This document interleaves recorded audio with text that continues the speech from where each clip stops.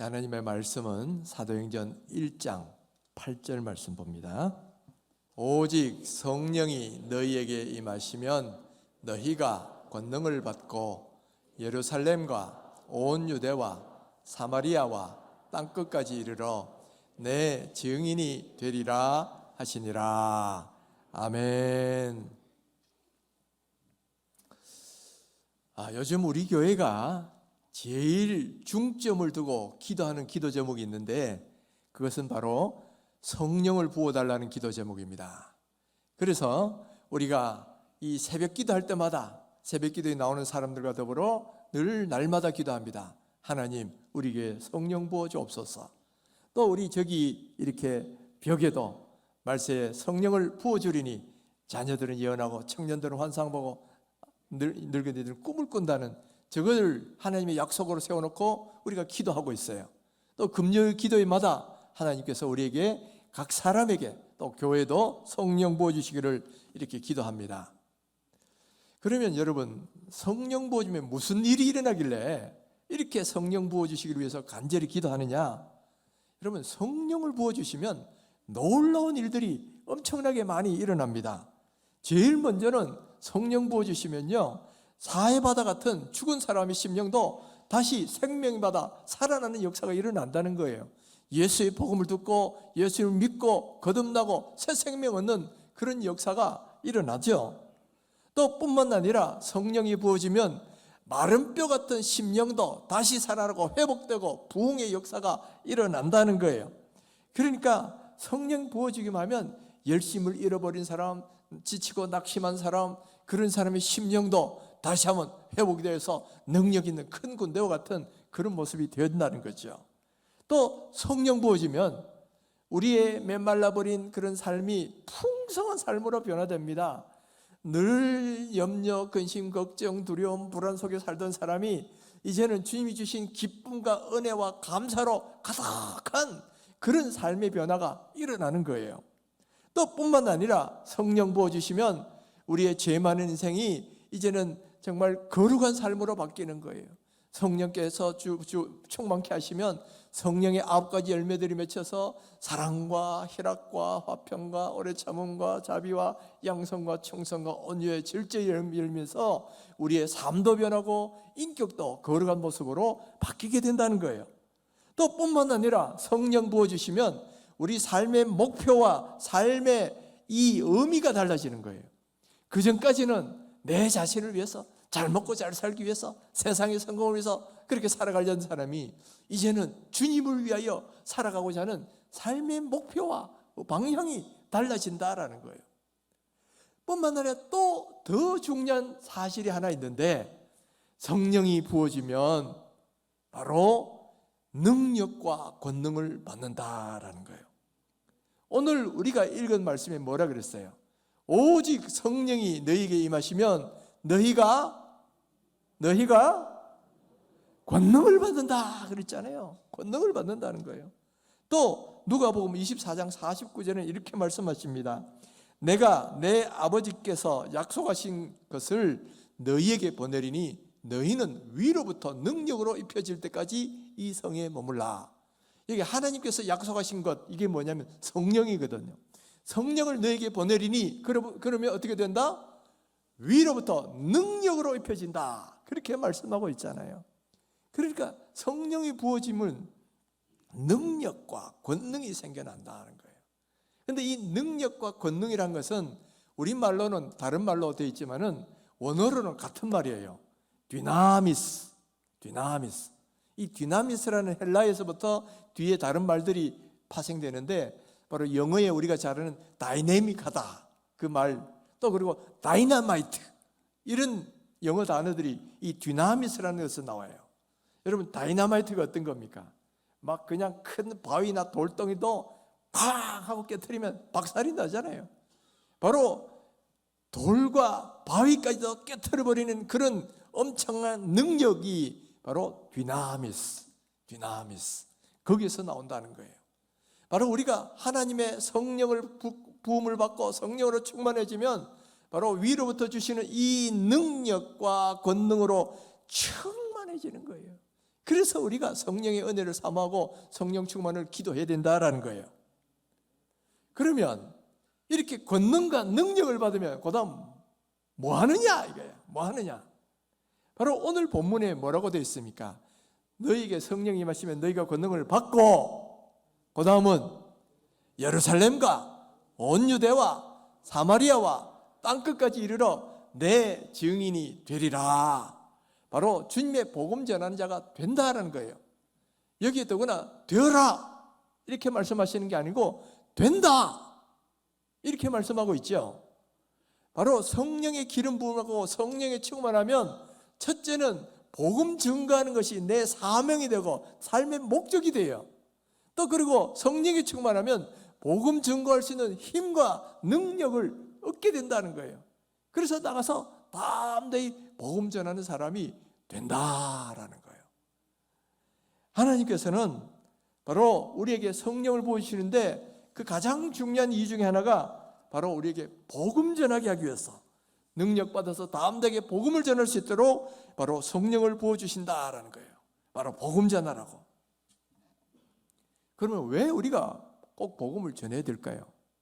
뭐 전도 안 하면 제일 편하게 신앙생활 할 것 같은데 참 부담되게 자꾸 전도하라 그럽니다.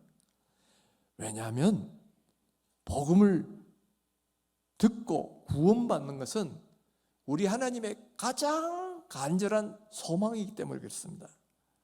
디모데전서 2장 4절에 보면 하나님은 모든 사람이 구원을 받으며 진리를 아는 데 이르기를 원하시느니라 이렇게 말씀하셔요. 우리 하나님의 모든 소망이 뭐냐면 간절한 가장 큰 소망이 한 사람이라도 다 주의 복음을 듣고 구원받는 자리에 이르기를 원하신다는 거예요. 그래서 여러분 우리가 알고 있는 성경 창세기부터 요한계시록까지는 모두 다 우리의 구원을 위해서 기록한 책이에요. 그리고 예수님이 이 땅에 오신 가장 중요한 이유도 우리 죄를 위해서 대신 돌아가시고 우리를 구원하기 위해서 이 땅에 오셨죠. 그리고 하나님이 성령 보내신 이유도 우리로 하여금 구원받을 뿐만 아니라 다른 사람에게 복음을 전해서 다른 사람의 영혼까지 구원하도록 그렇게 성령을 부어주시고 우리를 위해서 이렇게 역사하고 계시더라는 거죠. 여러분 우리가 과거에 어떻게 해서 예수를 믿게 되었습니까? 어떻게 해서 오늘 우리가 이 자리에 있게 되었어요? 누군가 우리에게 복음을 전해줬기 때문에 복음을 들었기 때문에 예수를 믿게 된 거 아닙니까? 그렇다 그러면 오늘 우리도 누군가에게 복음을 전해줘야 된다라는 거예요.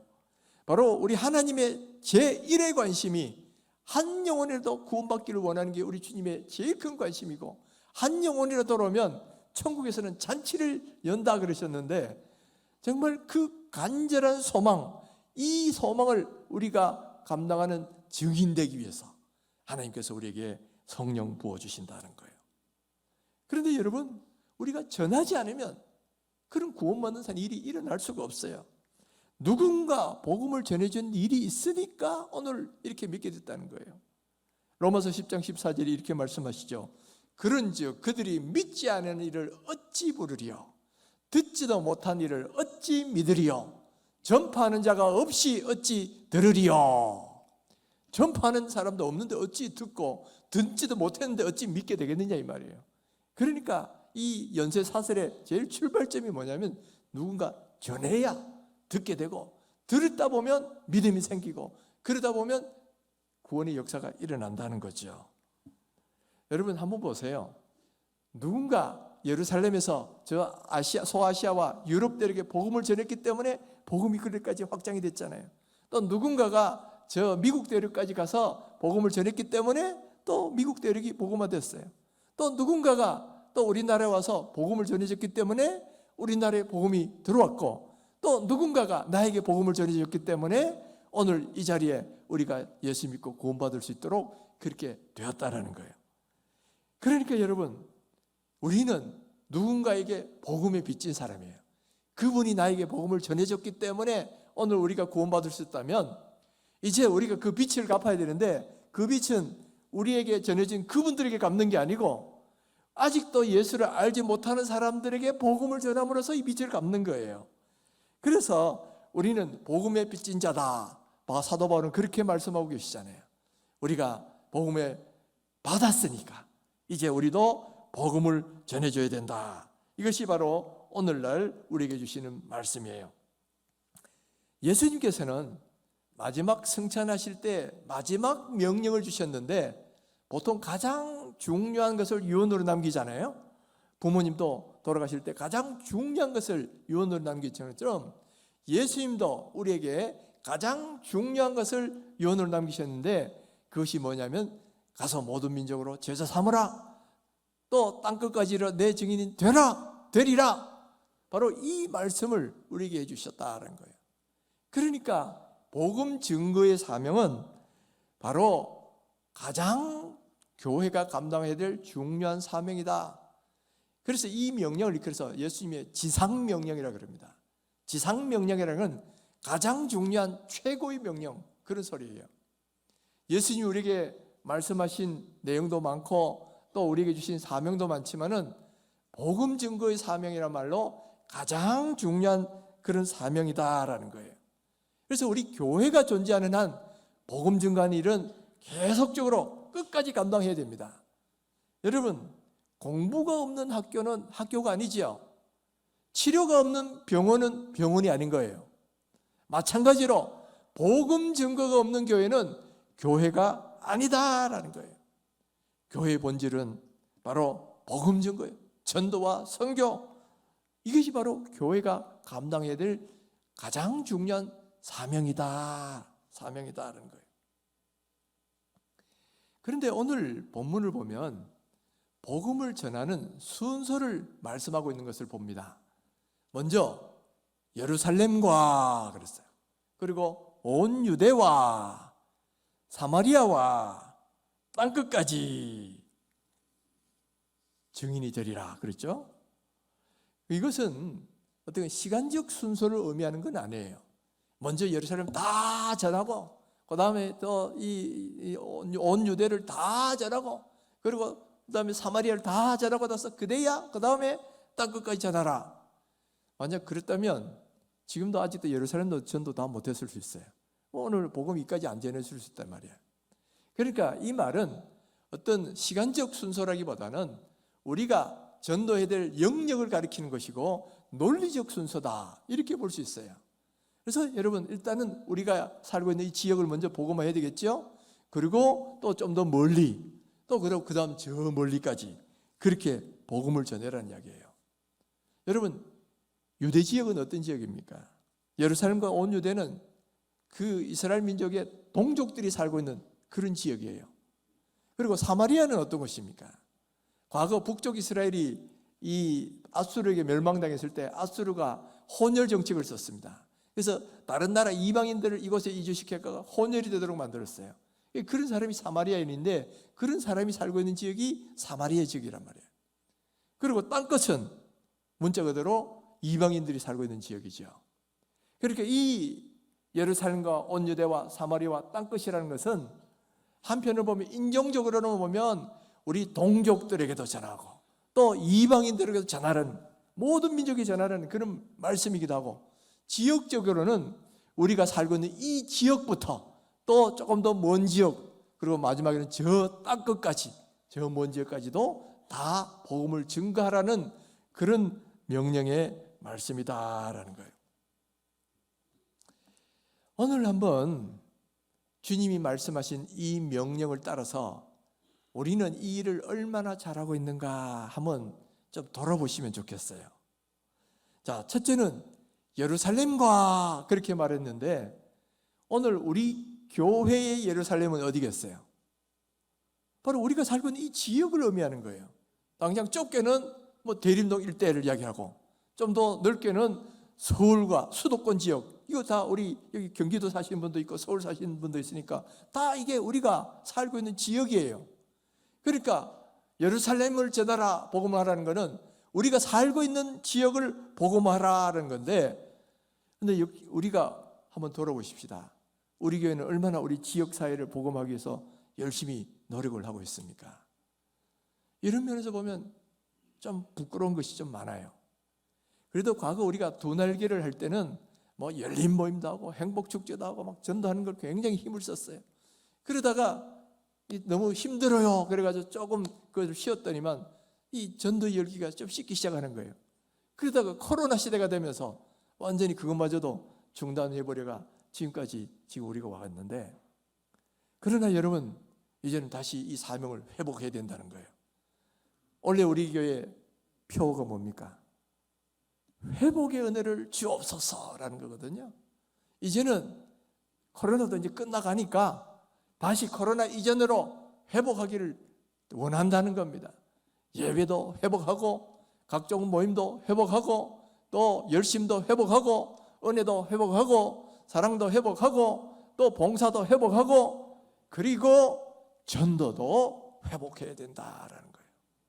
그래서 이제는 다시 코로나 이전으로 다시 열심히 주님의 일들을 감당하는 그런 교회로 회복이 돼야 된다는 거예요. 그래서 여러분 내년에는 이제 다시 모든 걸 정상적으로 돌아가기를 원해요. 우리 전도대는 일주일에 한 번씩 전도 열심히 하시고요. 또 우리 온 교회가 이제는 연초가 되면 내가 태신자를 작정하고 행복축제를 통해서 이 지역을 복음하는 이 일들을 우리가 열심히 감당하기를 원합니다. 그리고 이제부터 다시 시작을 하자는 거예요. 그런데 그래도 감사한 일이 한 가지가 있어요. 그것은 바로 조금 전에 우리가 보셨던 것처럼 올해 우리 교회가 교회 하나를 개척하기로 결정했다는 사실입니다. 사실은 교회 개척은 우리 교회 52년 만에 처음 한 거예요. 처음 한 거. 옆에 양문교회는 벌써 50몇 개의 교회를 개척했는데 우리는 하나도 못하다가 그나마 이제 첫 발을 내디딘 거예요. 그래서 하나님께서 이제 이 첫 발을 내딛었으니까 앞으로 2호, 3호, 4호, 5호 계속적으로 이것이 지속될 수 있으면 좋겠어요. 그런데 여러분 이렇게 교회 개척이 중요한 이유가 뭐냐면은 이 교회 개척이 세계 복음화의 중요한 효율적인 한 방법이기 때문에 그렇습니다.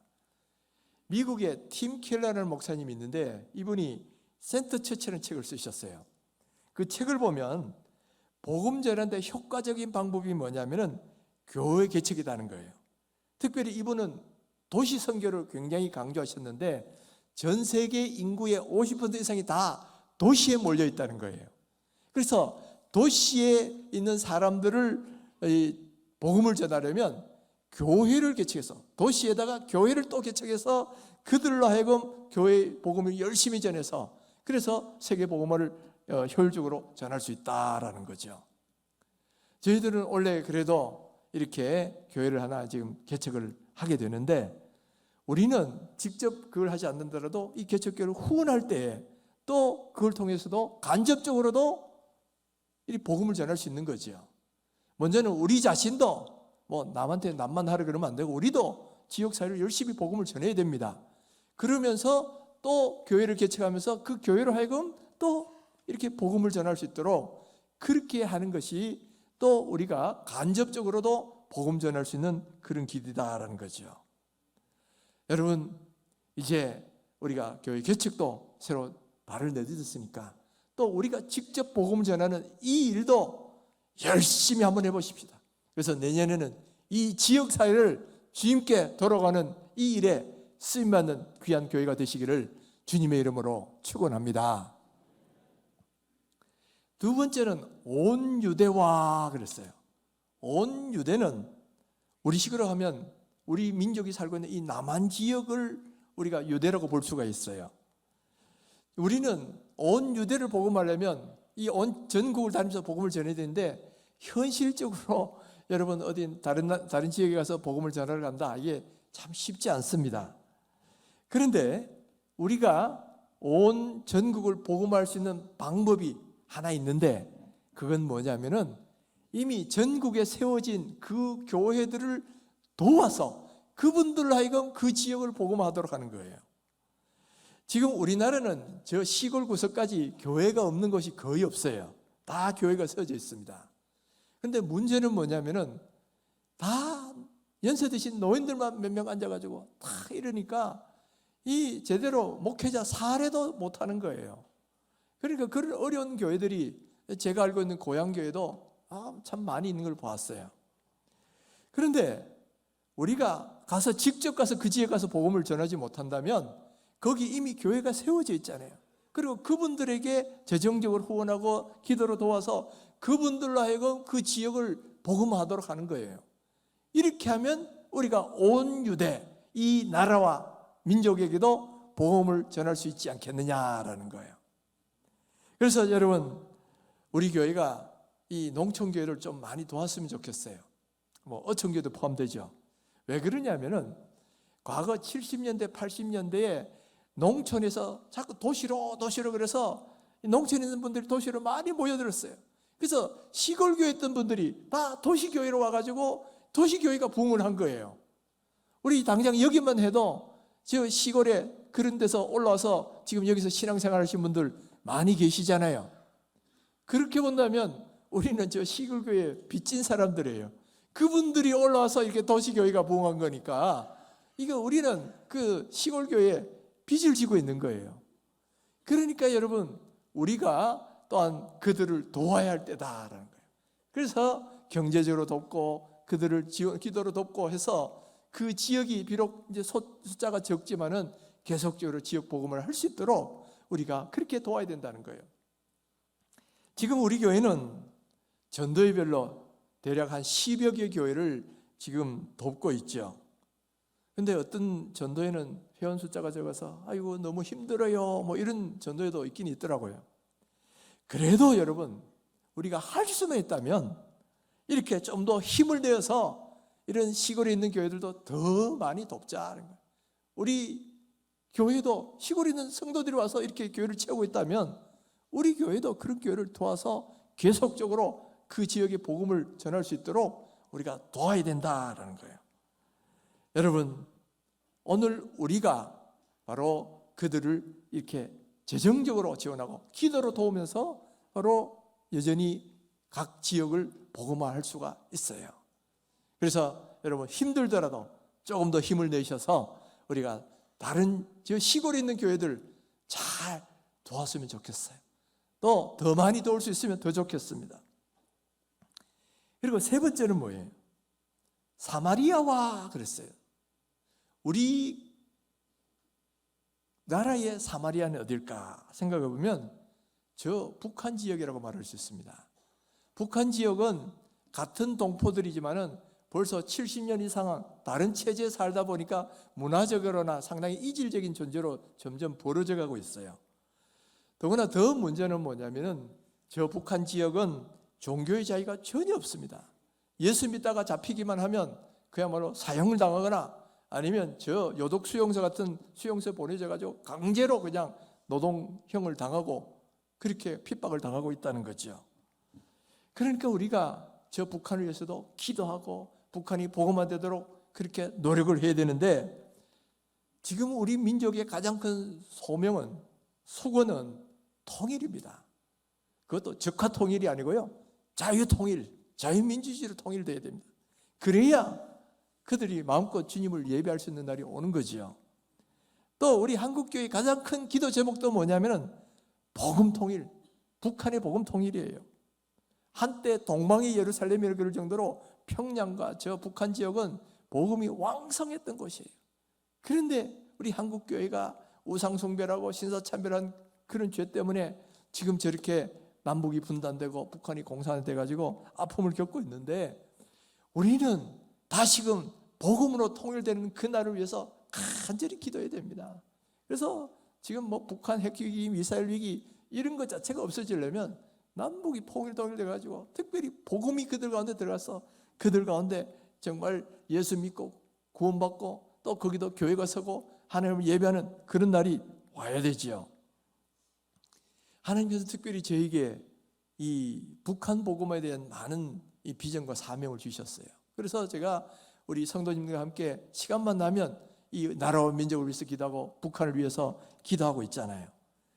그래서 이 북한 복음화 그리고 통일만 되면 우리는 맹상군에다가 교회를 개척한다, 이걸 비전으로 세우고 지금도 우리가 기도를 하고 있는데, 그렇게 되려면 이 북한 복음을 위해서 기도하고 지금도 힘써야 된다는 거예요. 여러분, 우리가 기도는 할 수 있지만 직접 북한에 들어가서 선교는 못하죠. 그렇지만 간접적으로 할 수 있는 방법이 있어요. 그것은 뭐냐면은 탈북자들, 그래서 우리나라에 데리고 와서 복음을 전하는 이런 분들이 있는데 그런 분들을 돕거나, 또는 우리나라에 와서 또 신학을 공부하는 탈북자들이 있어요. 그런 분들을 공부시켜서 다시 북한으로 파송하는 거죠. 이제 이렇게 할 때에 정말 우리 교회도 명상군에 그야말로 교회를 세울 수 있는 거고, 또 남북이 통일된 날이 분명히 올 것이다. 올 것이다. 지난 몇 주 전에 이 북한 선교를 하시는 단체 대표가 우리 교회 오셔가지고 이렇게 말씀 전해주신 적이 있었죠. 그래서 왜 아직도 북한이 통일이 안 되는지, 또 지금 우리에게 필요한 게 뭔지 뭐 그런 것에 대해서 말씀해 주셨는데요. 저는 우리 교회가 북한을 복음하는 것을 위해서도 간절히 기도하는 교회가 되셨으면 좋겠어요. 그리고 이 북한 선교를 위해서도 또 후원하고 또 노력하고, 그래서 통일이 되는 그날까지 이 북한의 복음화, 민족 복음화에 앞장서는 그런 교회가 될 수 있기를 간절히 축원합니다. 마지막으로 땅끝까지 이르러 그렇게 말했습니다. 이 땅끝이라는 건 물론 세계 선교를 말하는 거예요. 저 먼 데까지 가서 주의 복음을 전하라는 겁니다. 우리 교회는 이종일 목사님이 계실 때부터 이 땅끝 선교에 힘을 많이 써왔어요. 그래서 케냐와 우간다라는 이 아프리카에 이렇게 선교사들을 파송하고 선교를 해왔고, 지금도 또 많은 힘을 쓰고 있죠. 우리는 어떻게 보면 4가지 선교 영역 중에 이 땅끝 선교에 제일 힘을 많이 쏟아왔다고 말할 수도 있습니다. 거기다가 원래 우리 교회는 함영용 장로님과 이석재 권사님을 또 필리핀에 선교사로 파송을 했습니다. 물론 이분들이 그동안에도 부분적으로 해왔지만 이제 은퇴하시고 풀타임으로 정식으로 이렇게 사역할 수 있도록 우리 교회가 선교사를 파송을 했어요. 그러니까 그동안 우리 어떻게 보면 선교의 지경을 더 넓혀진 거죠. 참 이거 감사한 일입니다.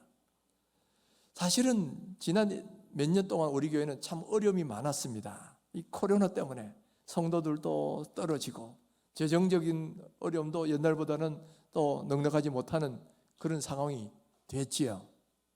이렇게 상황은 좋지 않지만은 그래도 하나님이 은혜 주셔서 우리에게 이 복음 전도의 지경은 넓혀 주신 거예요. 그래도 개척교회도 하나 하려고 결정을 했고, 또 선교사도 새로 한 가정 더 파송을 해서 또 이렇게 했으니까 이건 하나님이 우리 교회에 믿음 주셨다. 여건과 환경은 전부 다 좋지 않지만은 그러나 우리가 믿음으로 하나님께 주신 사명을 따라서 새롭게 교회도 개척해서 지역 복음화도 하고, 또 그리고 선교사도 한 가정 더 보내서 또 이렇게 선교의 지경을 더 넓혀 주신 거예요. 감사한 거죠. 여러분, 하나님께서는 우리 교회를 바로 이 복음 전하는 일에 이렇게 쓰기를 원하시고 쓰고 계셔요. 그렇다면 지금 우리가 이 일을 더 열심히 하셔야 된다는 거예요. 여러분, 선교는 선교사 한 명이 하는 게 아니에요. 선교는 팀으로 하는 겁니다. 선교사를 파송하면 그 선교사를 위해서 기도하고 또 재정적으로 후원하고 또 이런 사람들이 다 하나가 되어서 함께 선교를 해나가는 거예요. 여러분, 옛날에 우리나라에 선교사들이 왔을 때 그들이 혼자 온 게 아니죠. 그들을 파송하고 뒤에서 기도하고 또 물질로 후원한 그런 분들이 있었으니까 그분들이 우리나라 와서 복음을 전해줄 수 있었던 거지, 선교사만 달랑 온 게 아니라 이 말이야. 오늘 우리도 마찬가지입니다. 오늘 우리도 어떤 개척교회를 하고 선교사를 파송하고 하지만은 또 그분들을 기도하고 파송하고 또 재정적으로 도우면서 함께 팀으로서 선교를 해나가고 있는 중이다. 그러니까 우리는 보내는 선교사다라는 거예요. 그래서 오늘 우리는 바로 이렇게 그분들을 보내고 기도하고 물질로 후원하고, 그럼으로써 우리도 함께 땅끝까지 복음 전하는 이 일을 지속적으로 감당할 수가 있다라는 거예요. 오늘 우리 교회는 선교주의를 맞아서 내년도 선교 헌금을 작정하려고 합니다. 분명히 여러분들 요즘은 경기도 안 좋고 어려운 상황이 있다는 것도 잘 알고 있어요. 그럼에도 불구하고 하나님께서 우리 교회에 믿음 주셔서 교회도 하나 개척했고 선교사도 한 가정 더 파송을 했습니다. 그렇다면 하나님께서 감당할 수 있는 능력도 주시리라고 믿습니다. 우리가 마음을 다해서 기도하고 또 이렇게 여러분 물질로 후원하면 하나님께서 헌금한 만큼 다 치우시고 갚아주셔요. 하나님이 이렇게 헌금했다고 굶어 죽게 만드시지 않는다 이 말이에요. 오히려 우리가 주님 앞에 낸 헌금 이상으로 더 많은 것들로 분명히 채워주실 줄 믿습니다. 그래서 오늘 하나님께서 우리 교회를 사용하셔서 이 일을 이루고 계시니까 우리가 이 일에 기쁘게 쓰임받는 그런 교회가 될 수 있기를 간절히 바랍니다. 여러분, 주께서 오늘도 성령 부어주시면 자, 너희가 권능을 받고 이렇게 예루살렘과 온 유대와 사마리와 땅끝까지 이르러 증인될 것이라고 하셨으니까 오늘 우리가 먼저 기도하기는 성령 부어 주옵소서. 그래서 우리에게 능력 주시고 권능을 주옵소서. 그래서 이 선교 사명 끝까지 잘 감당해 달라고 우리가 늘 기도하고 또 주님 앞에 우리 자신을 기쁘게 헌신할 수 있는 그런 성도님 되시고 그런 시간이 될 수 있기를 주님의 이름으로 축원합니다.